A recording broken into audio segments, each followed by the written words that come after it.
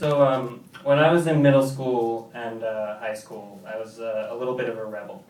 But the authority figures around me didn't really give me anything to rebel against. I mean, they were all supportive of my bondage pants and my blue hair.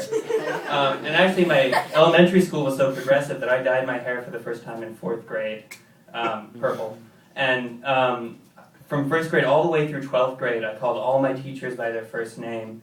I mean, just everything I did in middle school and high school to stand out just earned respect and laudation from my fellow students. All of my fellow students, pretty much all the teachers, and maybe not the administrators. I mean, when I was in 7th grade, seniors came up to me to tell me they thought my hair was cool, and then when I was a senior, I wore a poncho to school almost the entire year and got voted best dressed. And in 8th grade, my history teacher, Bud, had me come up to the front of the class to congratulate me on marching to the beat of my own drum, and to show the class the importance of questioning societal norms.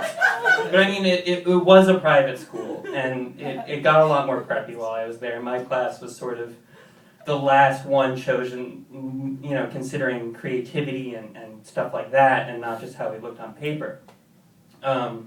Anyways, when I was in 8th grade, which was the height of my glam punk days, I had this tin lunchbox that I used as a pencil case, and it said all sorts of sassy things on it, like 666 N13, school is a drag, have a shitty day, next to a smiley face with one eye X'd out, and the creme de la creme, 69 is my favorite number, which I as a 13-year-old didn't get. My friend Stacy had to explain it to me after I objected when she told me the lunchbox was so gross. So my school had such a community vibe going on that we would just leave our backpacks in front of our next class or next to a lamppost or some other geometric piece of modern architecture, and then just take off for lunch and expect it to be there when we got back. And so one day, I put my lunchbox in front of Bud's class, I went and got lunch, and when I came back, it was gone. I was shocked. I was shaken. I was crestfallen. And, you know, my dad had said something that morning that he was worried something might happen if I brought it to school. So halfway through Bud's class, Eric Mandel, the dean of the middle school, comes in. We all call it by both names for some reason. He comes in and he has to see me outside. Now, Eric had a certain face he would make when trying to keep unruly children in line at assemblies or whatnot. He would sort of puff out his lip, he'd turn bright red, and sort of look side to side like that. And that, combined with the crust on the corners of his mouth and around his nose, plus the saliva that flew freely from his mouth as he spoke, was a terrifying sight.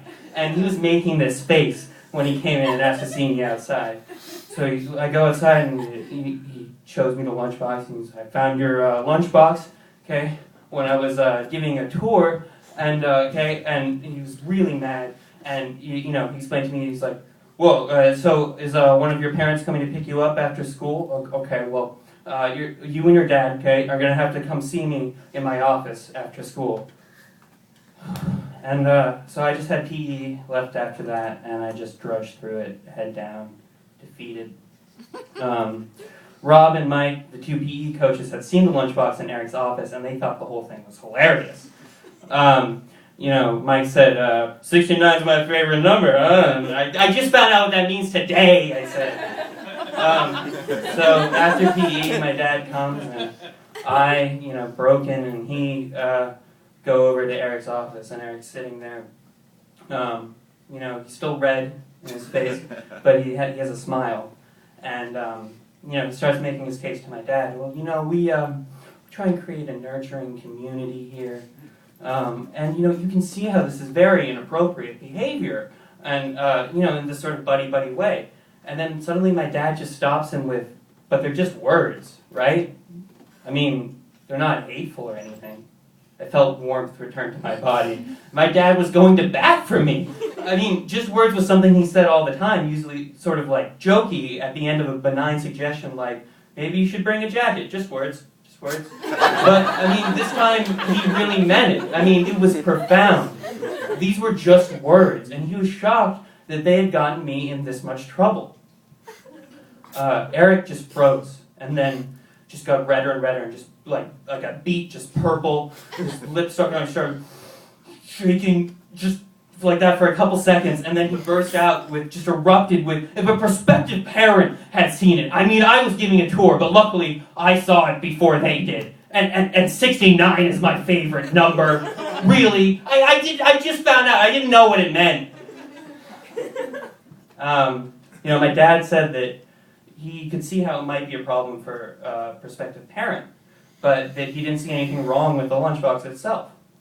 So we left the issue undecided, and my dad did get the lunchbox back though, and I ended up getting 1 day of detention, which meant eating lunch in a classroom instead of on a grassy knoll. And Eric always kind of seemed suspicious of me after that. But just a couple months ago, I saw him at this sort of catered alumni lunch, we want your money kind of thing. And he came up to me with like a big smile on his face and his hand out for a handshake. He had to be nice to me now. I graduated and I was a prospective donor. And so, Henry, great to see you, but I could still see the resentment in the back of his eyes. Or maybe I'm just flattering myself and he doesn't care anymore.